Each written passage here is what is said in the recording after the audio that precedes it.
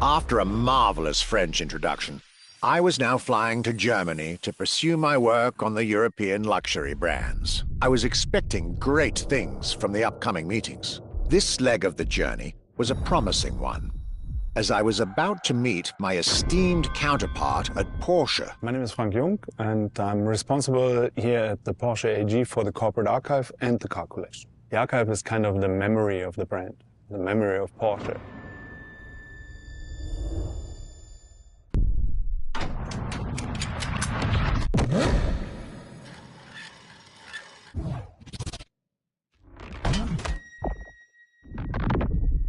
In between the 80 cars we're showing here, the Carrera GT is one of the top stars. Top sports car of its time, a high-performance machine. And it's mainly made by hand. My luxury chronicles were really shaping up, with one incredible encounter after another. And now, I was about to see Porsche as never before, with a special focus on the Porsche Carrera GT.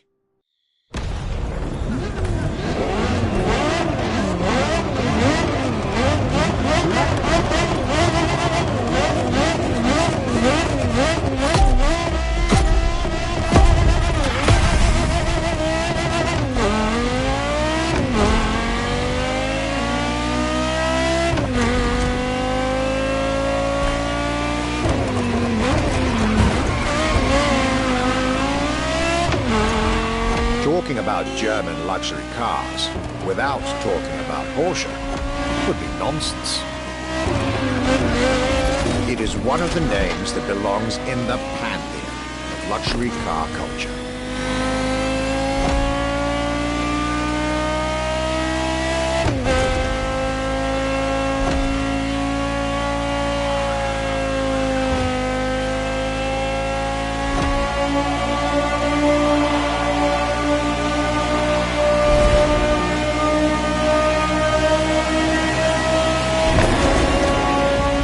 By my fellow archivist from Stuttgart, I was being honored with an insider tour of their museum, from which I was getting priceless notes and pictures for my archives and for Motorfest.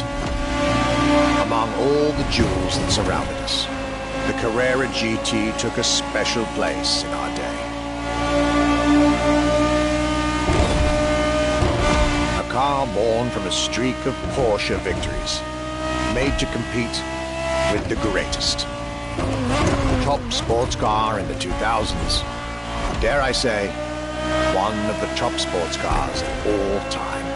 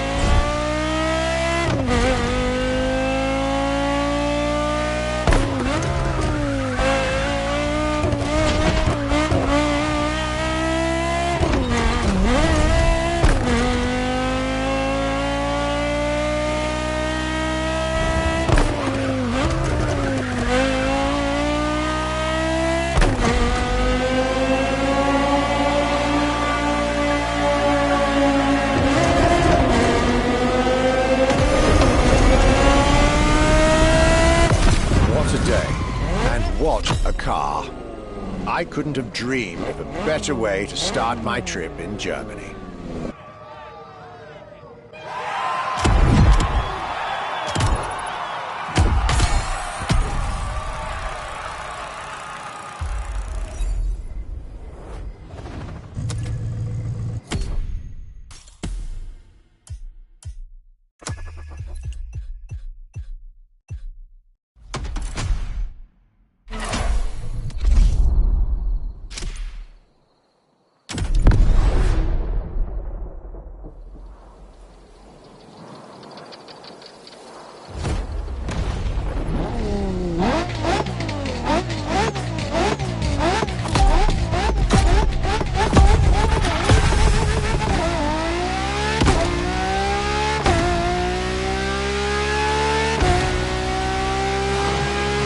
Germany tour is officially on.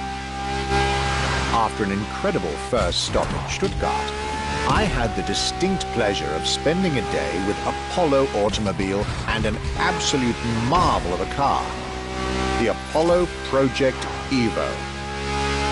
This car, which is still under development as I write these lines, is definitely one of the boldest and most aggressive-looking cars I've seen in my long career.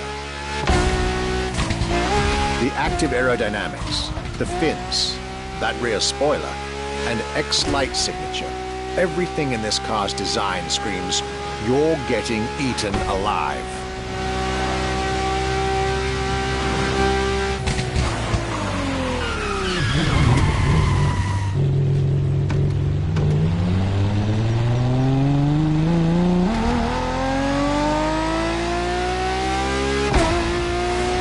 And this interior, you really have to see it to believe it. Nothing short of a superhero car.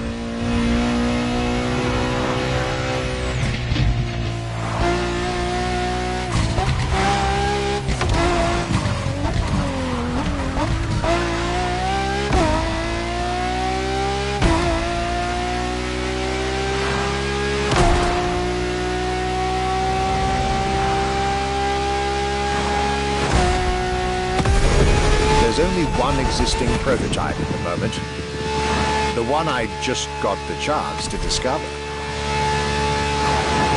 Note to self, I really must convince Apollo to lend this car to Motorfest for our upcoming luxury cars playlist.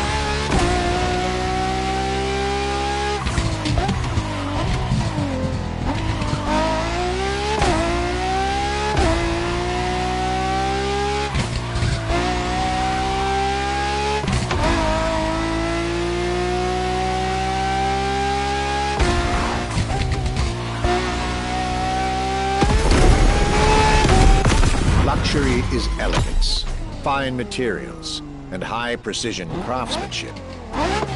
But it is also the freedom to embrace a hardline approach and go all the way.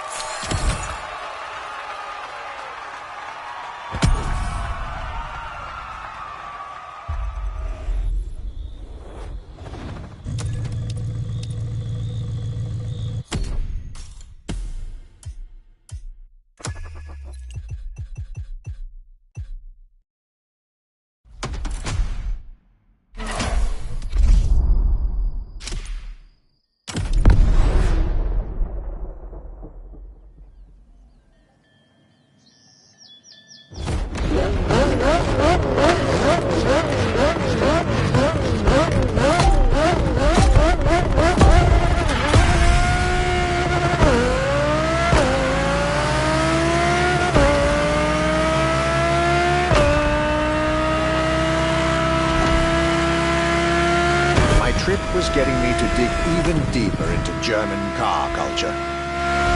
The people from Audi were now expecting me in the beautiful town of Ingolstadt in Bavaria.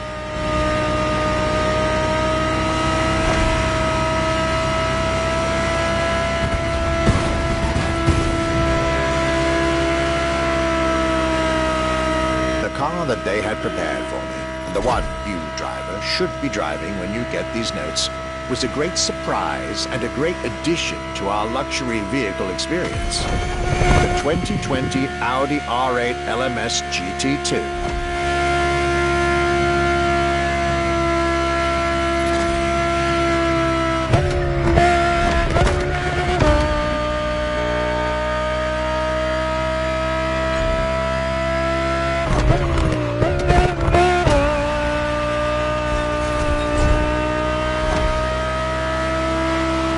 True racing car, as it was built for a very specific Grand Touring competition, the GT2 European Series. Yet also a true luxury car, as the GT2 event is in fact a particular championship designed for amateur and pay drivers, a racing category for what we call the gentleman drivers. A category in which this Audi R8 is queen.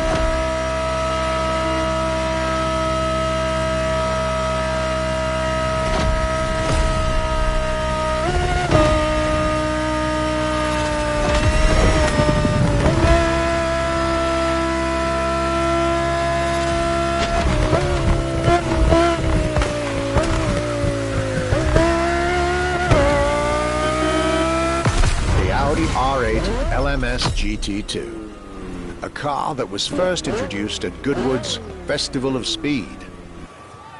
One might wonder why.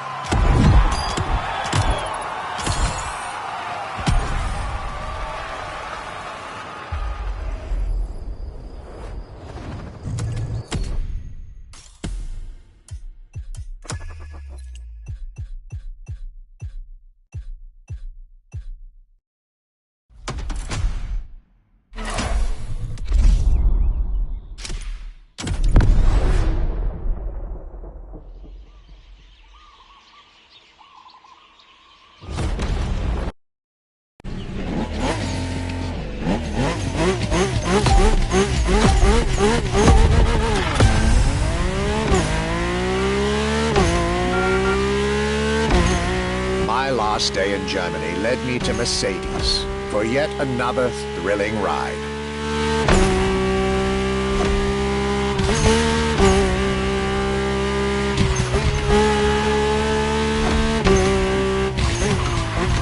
My ultimate appointment in this country was set with the breathtaking Mercedes AMG 1. The one and only, as Mercedes would say.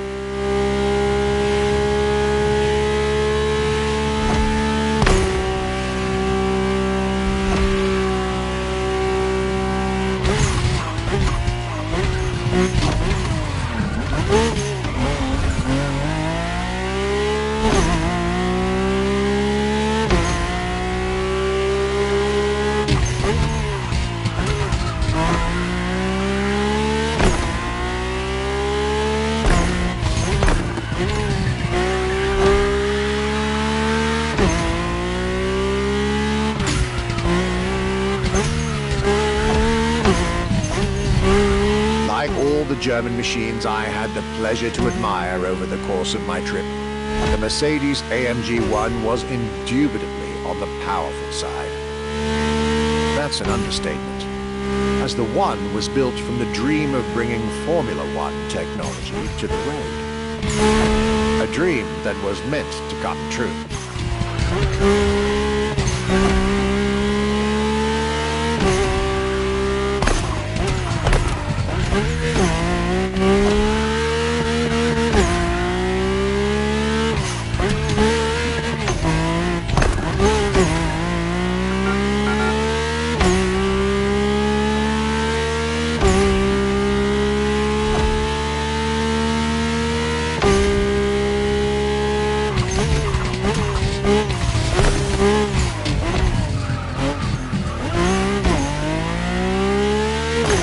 Everything in this car screams Formula One.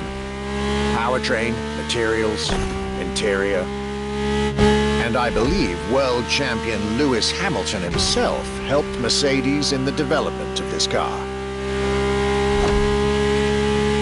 To the driver who'll get behind the wheel of this machine in the festival, you're probably not ready.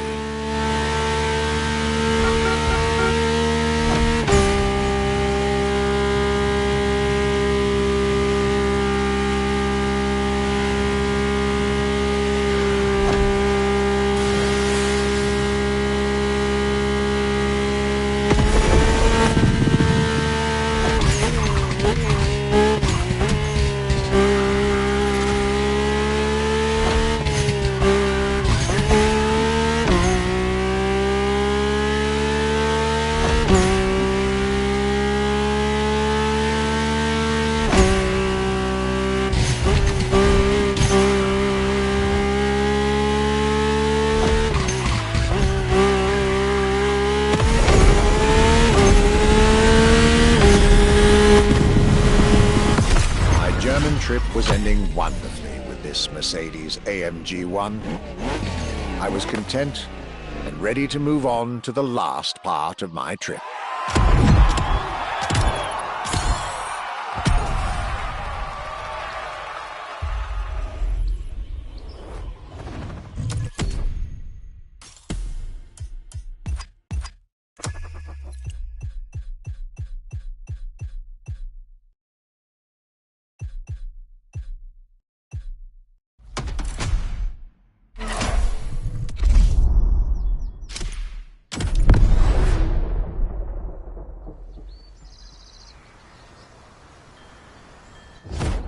After a roller coaster of a trip through France and Germany, my luxury car pilgrimage was bringing me back to my home, Great Britain.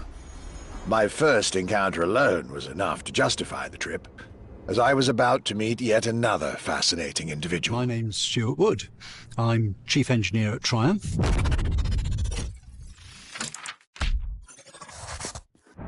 We're in the Triumph Factory Visitor Experience here in Hinckley.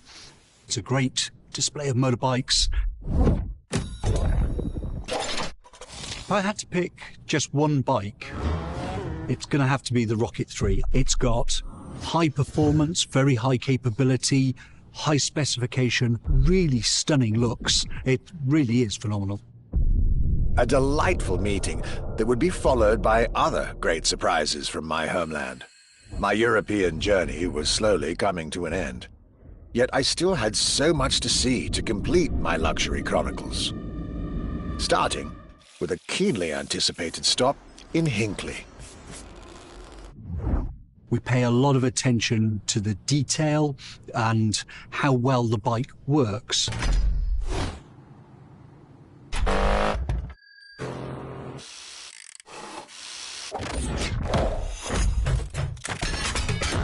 And a special rendezvous with the Triumph Rocket 3R.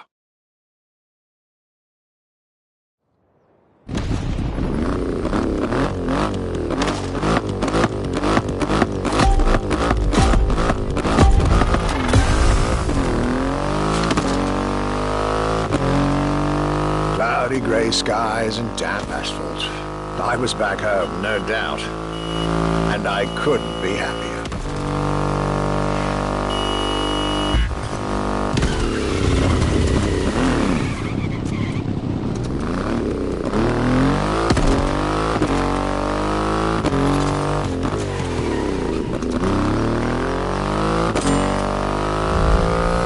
I had a whole day with Triumph ahead of me, surrounded by passionate people to guide me through their motorcycle universe.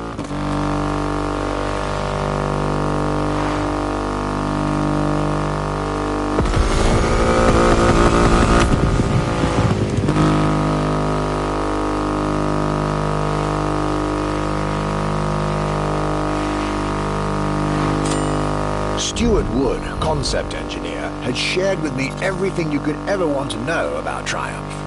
Their 100 years of existence, the attention to detail, the perfect combination of performance and visual design.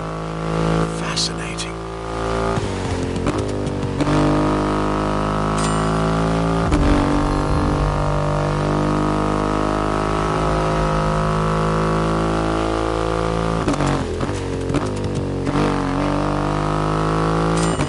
And this Rocket 3. Big and powerful, with a remarkable 2.5-litre engine, but still easy to ride. An extreme motorcycle with a huge presence. A Triumph bike through and through.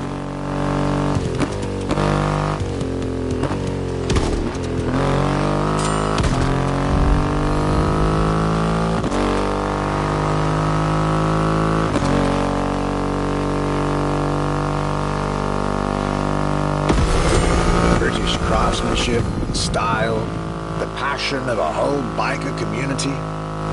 This was shaping up to be another highlight of this European trip. All I could do was enjoy the moment.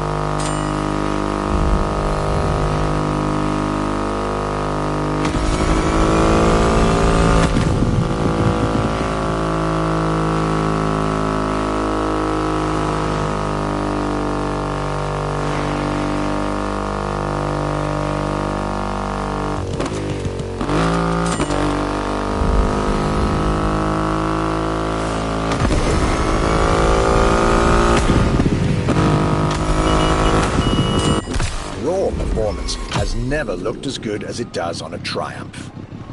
I believe that's what they call character.